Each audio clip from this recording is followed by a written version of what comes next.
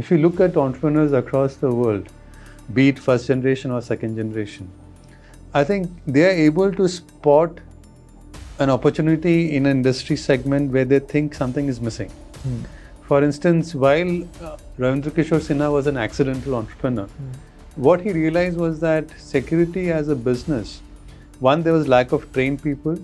Second, there wasn't proper client servicing.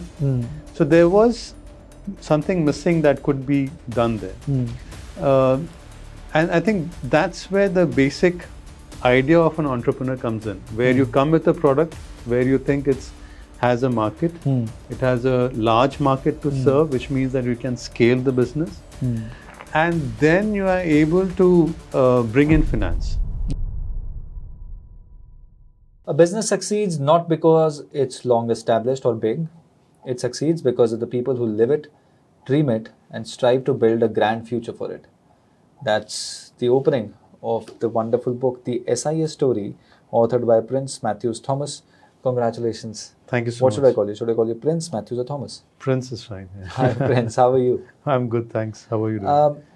Anybody who picks this book, turns the book around and you find Arundhati Bhattacharya ji, she praises the book and she talks about it like SIS played a critical role in supporting the RBI and the banking sector during demonetization. That's right. A truly Indian multinational enterprise committed to national service. The SIS story, how an accidental entrepreneur from Bihar built a global services conglomerate. How did this book come by? What does this book talk about before we jump into questions and really decoding what was happening?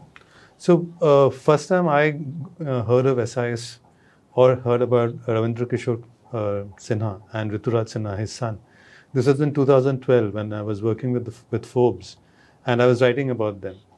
And this was just after, about a couple of years after they had done this acquisition in Australia, which was very unusual because SIS was a smaller company that time compared to what it is today. But it had acquired a company in Australia which was 7 times bigger than it. So no one had done an acquisition that was that risky and so gutsy, and not just in India, it was far away in Australia where they had no presence.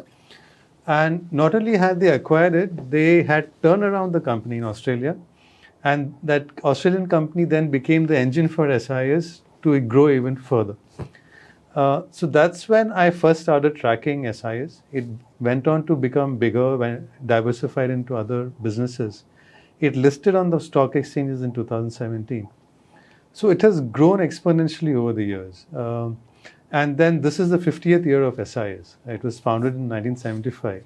Wow. And it is a milestone year. And that's why the book, the company already had a very rich material for a book, given its transition and evolution over the years. And it kind of mirrors India's, the evolution of Indian economy too, from license Raj to where it is today. So that's why everything kind of came together and we did this book. So you write in the book how Sinha was inspired by Jayaprakash Narayan ji. And if you're talking about 1970s, correct, already the entire nation was engulfed in the larger opposition to the emergency, opposition to Indira Gandhi, then the Janata Party. There was a lot was happening in the country. That's right. And Jayaprakash ji still remembered for the incredible role that he played in the 60s and 70s and ensuring that people rally behind a cause that was India. That's right. What was Sinha doing back in the day, and how did he start SIS? He was a journalist. He was a journalist? He was a journalist. And he was someone who had covered the Bangladesh war, where India was against Pakistan. He had even traveled to Bangladesh to cover the war. He came back, he was one of a rising journalist. He was writing on politics. But it so happened that he lost his job. At that time, he was earning about 250 rupees a month. Through his political writing, he had gotten very close to Jayaprakash Narayan. And after he lost his job, he went to Jayaprakash Narayan, who told him that, see, you can do something. There are a lot of retired army people who are coming. They don't have jobs. Can you do something to help them get jobs? And that's how SIS, the seed for SIS came about. He was helping retired army soldiers. These are the non-officers, officer cadre, get jobs, and the most obvious was to get them as security people. And that's how SIS started. And so the idea behind SIS was to do social good. It just so happened that when you start something like this, you need to have a formal structure, you need to have a company, you need to follow local regulations. And that's how it just grew organically. Yeah, but in the time of license Raj. Yeah, in the time of license Raj, where that's why for much of its initial years, it didn't expand. It was there in Bihar. It was only about in the 1990s, it ventured out of Bihar, went to West Bengal, other parts of the eastern India. And then in the late 90s, it moved to Delhi.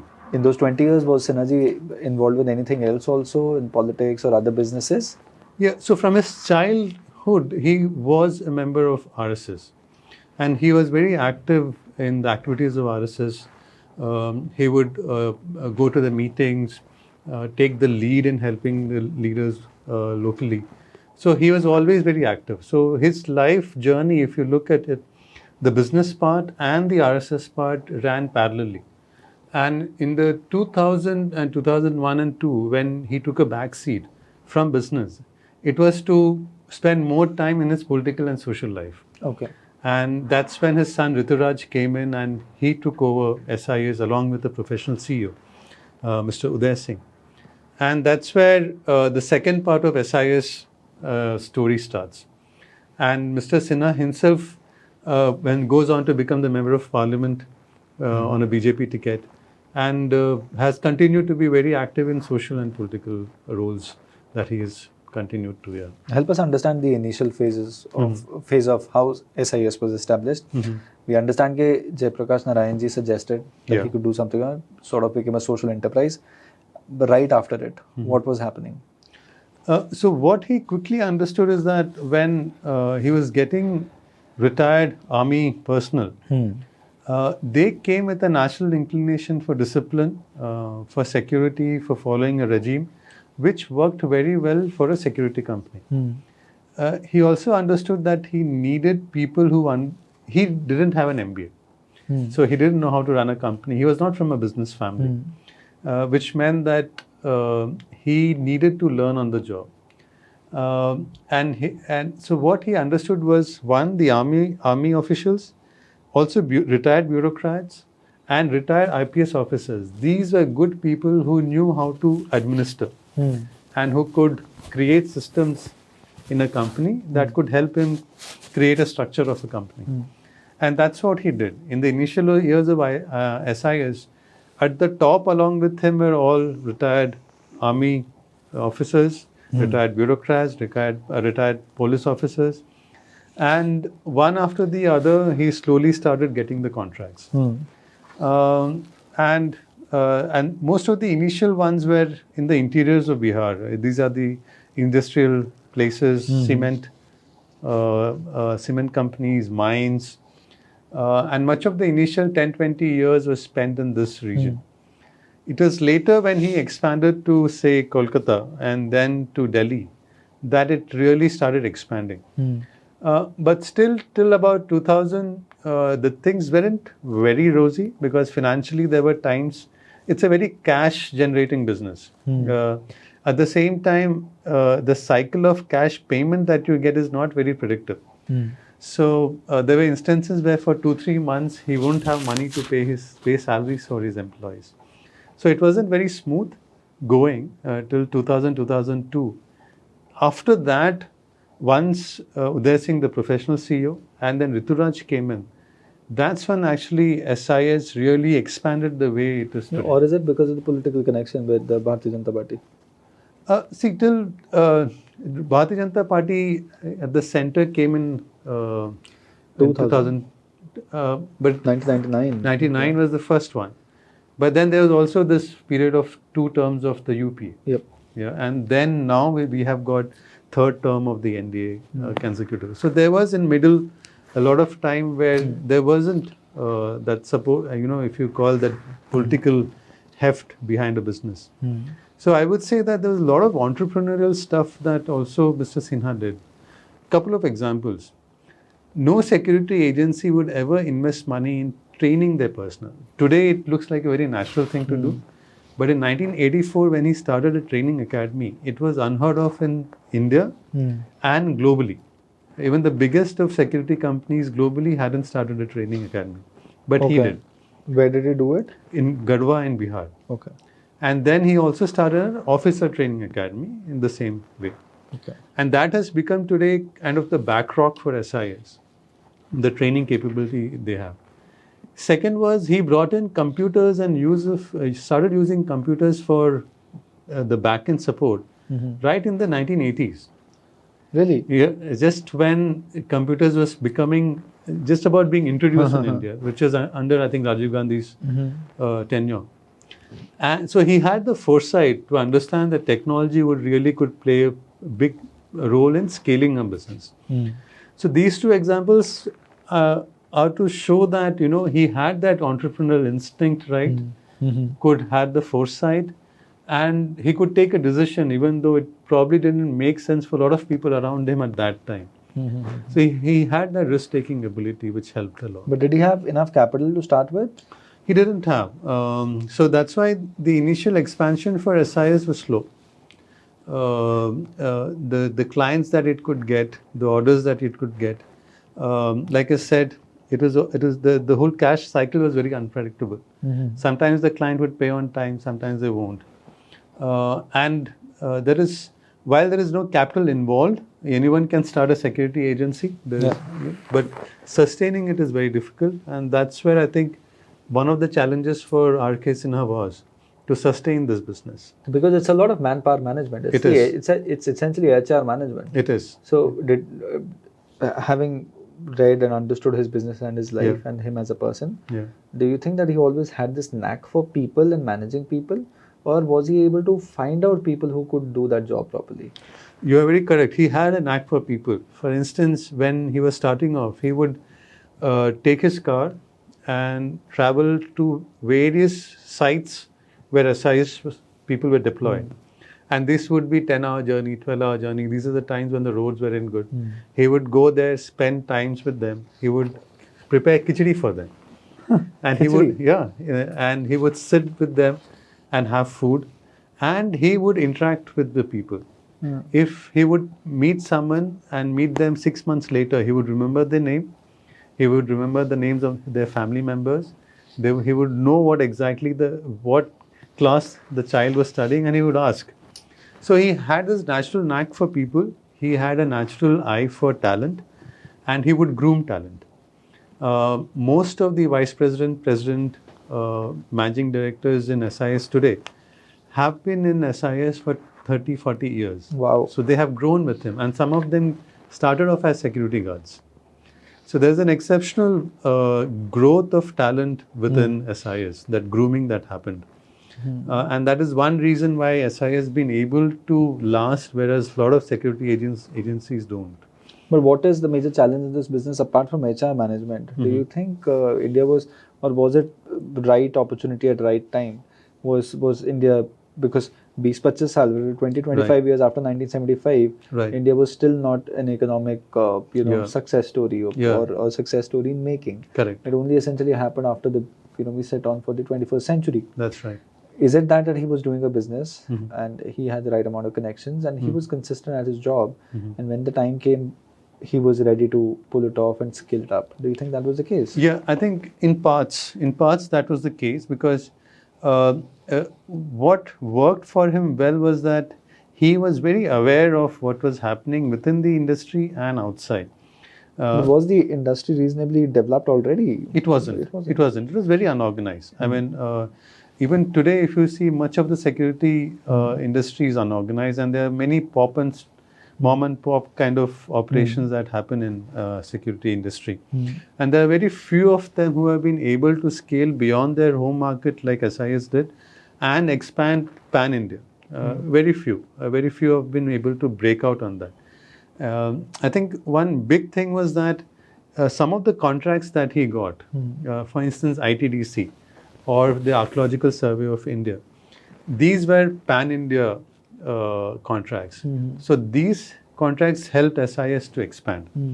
And he would never go to a new market and say that I'll open an office and then I look for clients. He would always, if he gets an order, he would open the office then. That means was growing organically. So clientele, it was important that the clientele comes first. Clientele comes first. So that way he was calculative, so that he doesn't put too much of money investing in setting up offices and things like that.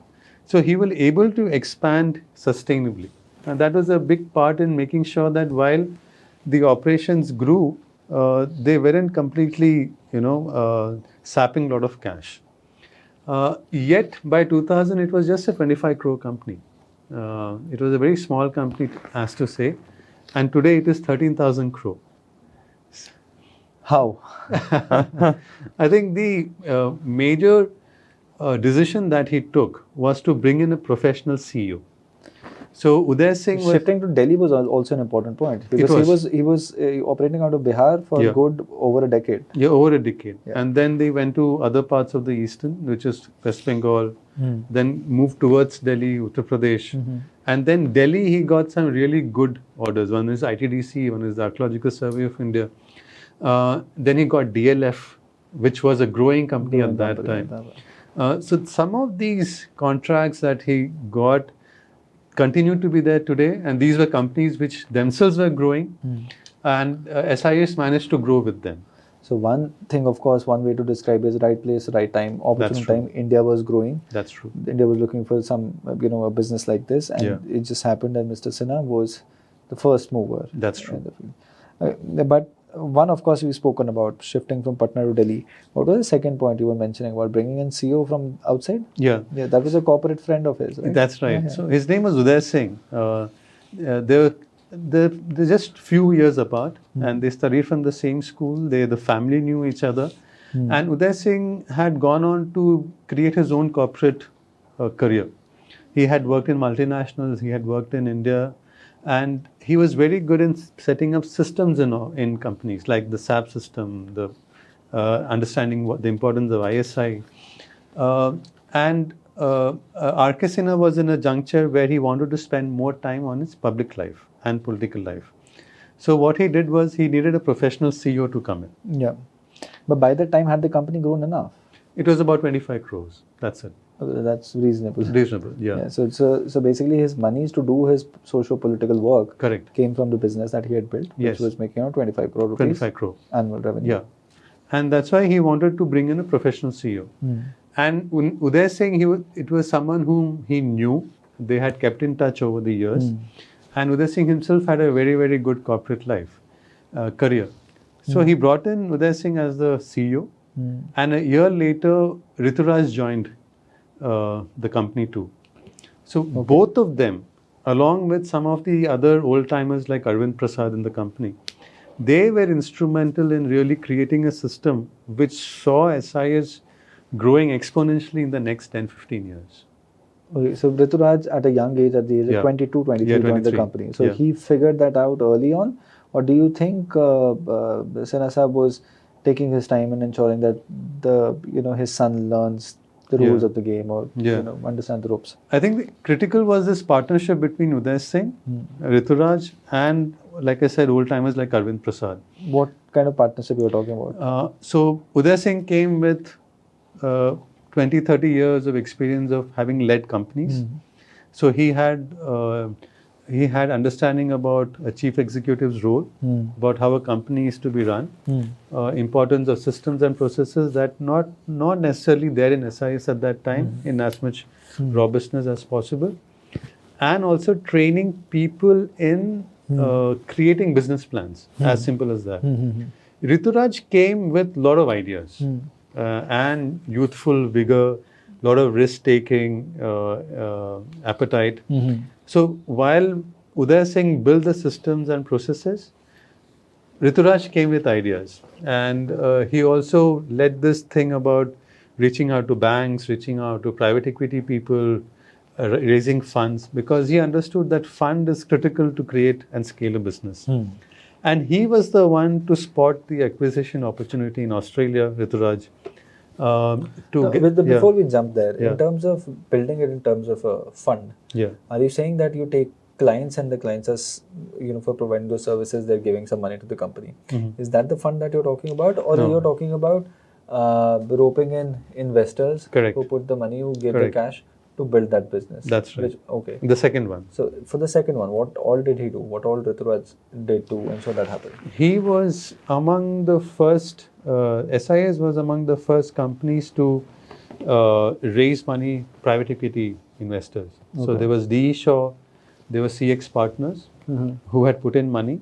And they were impressed because by 2005, 7, 8, SIS had already doubled the revenue what it had made in 25 years. So they had done around 10 crores. So from 50 25, crores, 50 50, crores. 100 crores. The branches had also doubled and tripled. Okay. And then they went to Australia to do this acquisition. So they had created a base that impressed a lot of investors. Okay. But there was also this period where Rituraj would ask for appointments. He wouldn't get appointments. They would say, what is SIS? What is a security company? There were instances where he would get an appointment. He would reach the meeting place. It would get cancelled. People weren't taking him seriously. That was the initial time. There was a lot of struggle to convince people that this is a business that can Even grow. private equity, for that matter, Yeah. around 25 years ago, it was Yeah. not a known word. There Not were at people all. who just, were Yeah. wary of people, wherever they came in from. Correct. Back in the day, the only thing that really worked, or the operating principle, was who knows whom. That's That right. is it. Exactly. So in that kind of space, in that kind of time in Indian economic history, this gentleman just starts and builds in private equity. It's laudable, to say the least. Yes, it is. It is. Like you correctly said, today we all know about startup and the startup ecosystem. Today, money is chasing entrepreneurs. That was not the case at that time. So Rituraj had a tough time convincing investors that this is a business that can grow, can grow sustainably, can make profits. And one big trigger for that he able to convince people was the acquisition in Australia. But what is the SIS model? How does SIS make money? Explain the SIS model. So the core business is the security business, where you get a client who needs security. So you bill them for the number of people that you deploy on their sites, and you make a margin out of it, which is very, very little. It doesn't cover much. But what they have also done very well is to get into segments like cash management. So cash management means the ATM where the money is loaded. Then they also handle gold. They handle cash management in terms of transporting cash from banks to their clients or clients to the banks. And then they also do facility management today. Facility management means? Is you give SIS responsibility like To handle a society or something. society, the hotels, industrial units. So plumbers, carpenters, full-timers, there, everything. etc. Okay. Yes. So there are three big verticals that SIS has today. So one is security, which has also become very tech-enabled. They use AI. They use a lot of machine learning today. Then there is facility management, and third is cash management. And cash management is going to be their second company that will be listed now. So what is the name of the company? It operates under CIS or CMS? It's not CMS. The SIS is the main company. The cash logistics company, SIS Prosegur, that is going to list separately. Okay. So what worked for him as an entrepreneur? What do you say? If you have to give a broad look of his life. Ravindra Kishore? Yeah. I think, like I said, he was not someone from a business family. He didn't have an MBA degree. But I think he had that raw entrepreneurial instinct. One of being able to understand that he needs people who probably know some aspects of the business better than him. He doesn't know everything. So get people, get talent, groom talent. Second, he understood the importance of scaling, bringing in technology and people.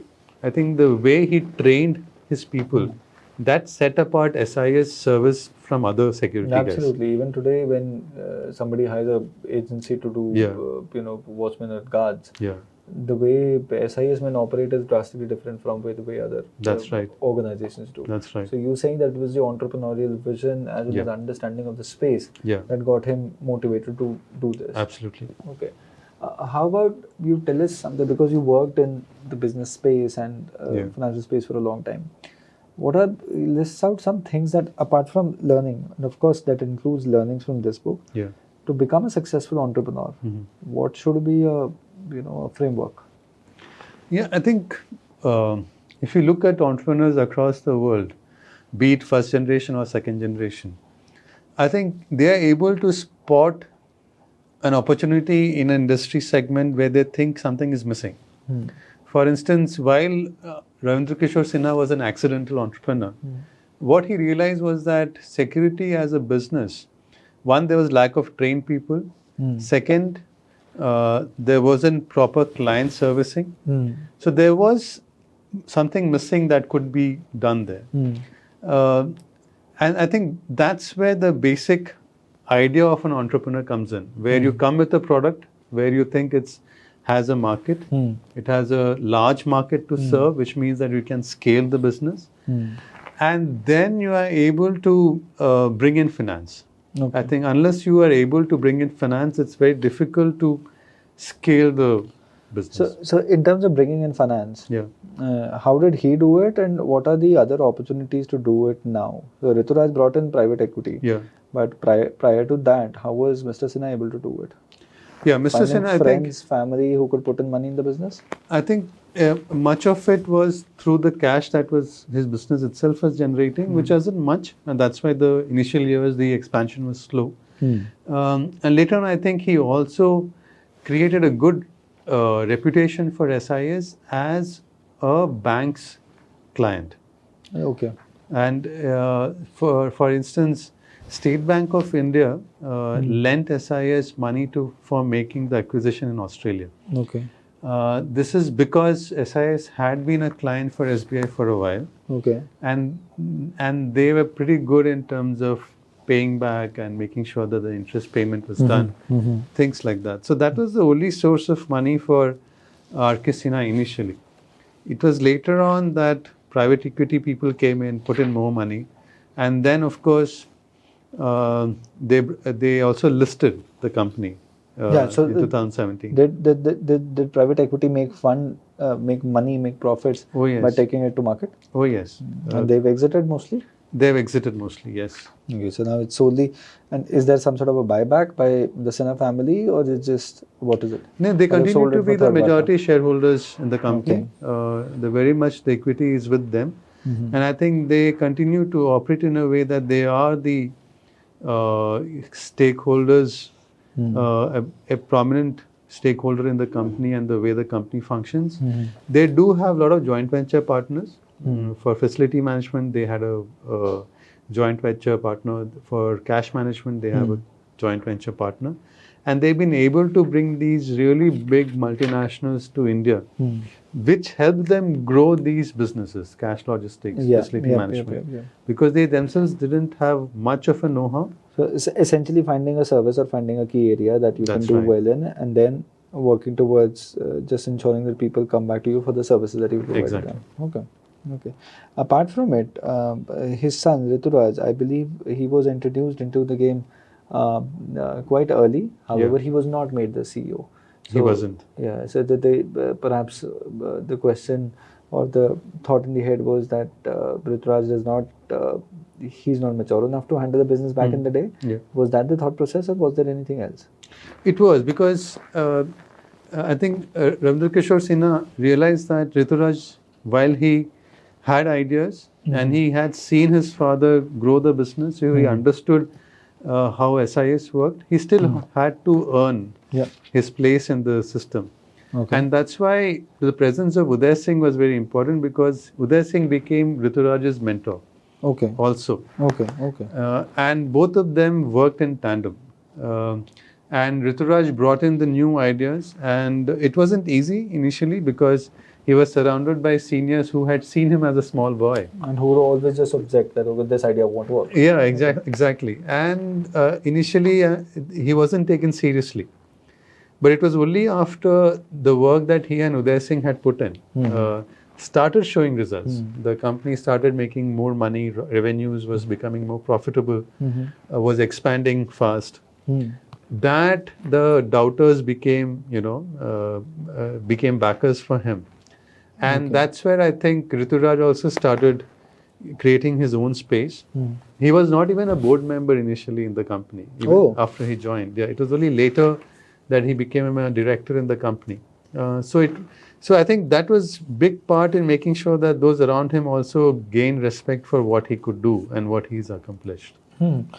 Apart from that, in terms of to just ensure, because many people have tried to replicate the SIS model, Yeah. and it's no surprise that many have failed trying to copy that model. Yeah. In terms of politics, we've known that he was very active in the RSS. He became a parliamentarian later on. Do you think there was some sort of a parallel between politics and business? Because I said a senior leader who's a legislator, not a parliamentarian in the state of Haryana, said that politics is reasonably expensive now. If we see and go by charts, what was happening or how expensive were 2024 polls, the 2014 polls, in fact, how expensive they were. So it's become a reasonably risky as well as expensive venture. Do you think that its affinity with the BJP that really helped, Mr. Sinha's cause? Because if one gets to see it or observe it, one may even argue that post 2014, his business really shot up. What do you have to say about that? Okay, you could say that knowing people helps. Right?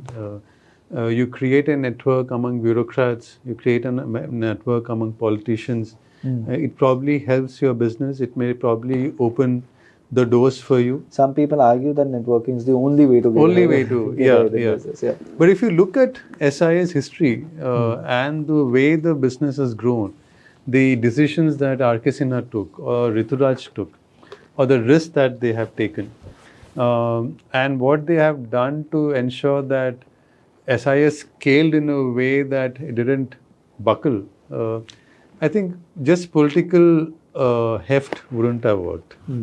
Because if there were pure business decisions that also went behind making this company. And I don't think if it was just political backing, it would have lasted this long. Okay. And even today, if you look at it, SIS has a really huge professional setup at the top. It has got talent from within, from outside. It has managed to get partners from overseas. It even has overseas investors even today. Yeah, not private equity, but overseas individual investors. And it managed to do well in Australia, in New Zealand, in Singapore, where it doesn't have any political backing. So they cracked it there. They perhaps cracked they understood how to go about this business. Exactly. Since you worked on it, tell me a bit more about how does it work, or how to turn a business into this higher scale. I think a couple of things that SIS did really well was to, one, invest in technology, because at that time in the 1980s, computers was no one would have even thought of using computers. They'll perhaps. Yeah, but he did. That, and today tech is something that differentiates SIS from other people. They use tech for security. They use tech for facility management, for cash management. They have a huge control room. They make their own software today. Okay. They have a team of software engineers who make software for the company. So tech is something that really enabled them. And second, I would say, is this focus on professionalism plus creating systems and processes. Systems and processes. That's the key word. I think Rituraj has also written about or spoken about in the book also. He has. And what they did is the culture that we talk about, family culture, or the founder's mentality.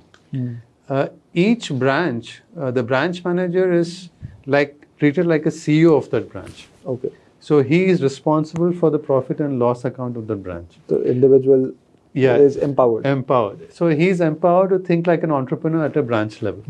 So this kind of a culture has really helped them scale locally and otherwise. And giving confidence to the HR. Absolutely.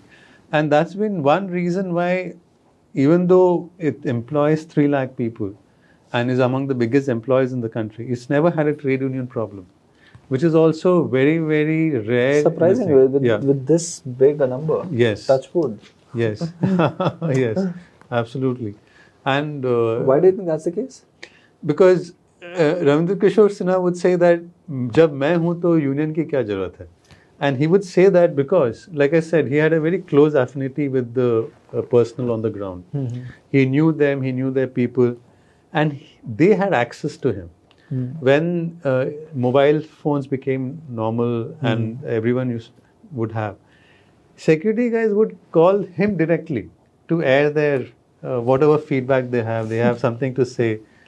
And that became like a big deal breaker for the personnel, because they could call up the chairman himself and tell, and he would make sure that whatever they said would be followed up, and and action would be taken accordingly.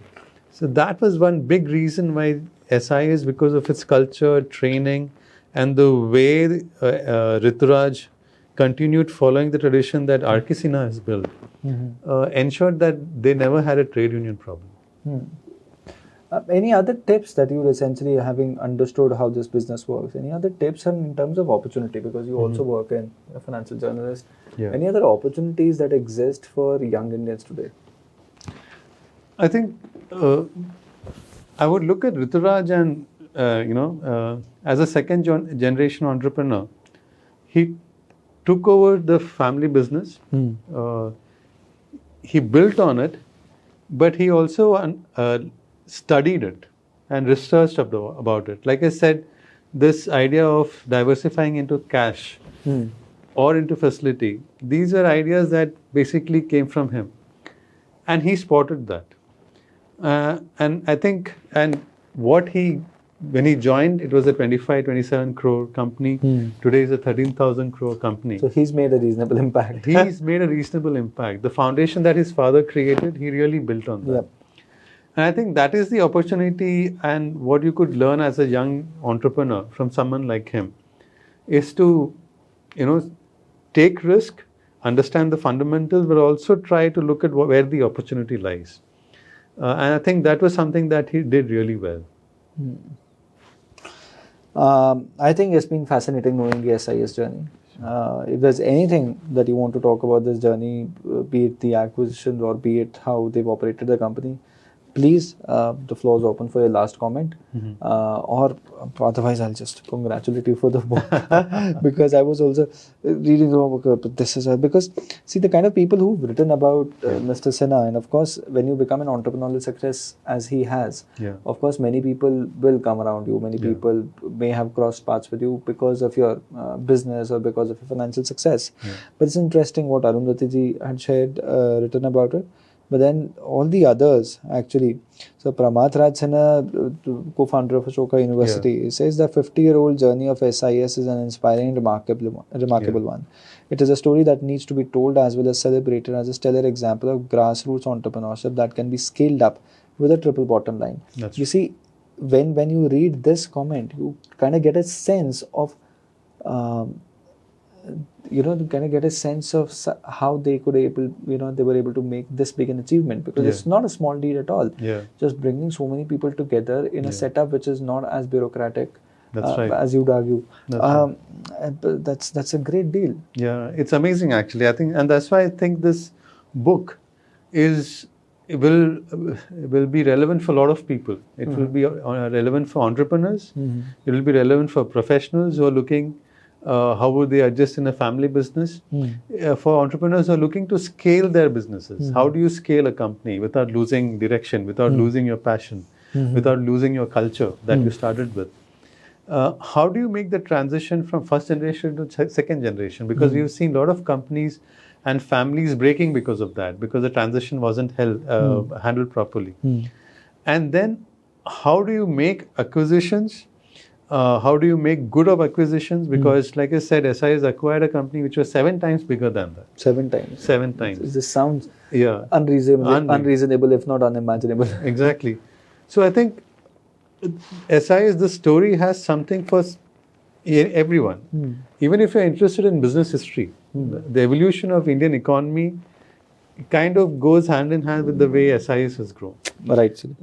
And I think at the end of the day, it's an excellent story by itself, which is very entertaining, a lot of color, a lot of characters. So yeah.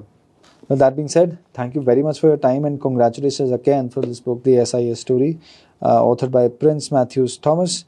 Thank you very much, Prince, for taking other time to speak with me. Thanks so much. I've enjoyed knowing the story. I of course want to say that at some point in near future I'll get back to you, and we'll record a bit more on topics related to this, Sure. and of course entrepreneurship and business in India. Sure, absolutely. Thanks so much for having me. Thank you very much. Thank you.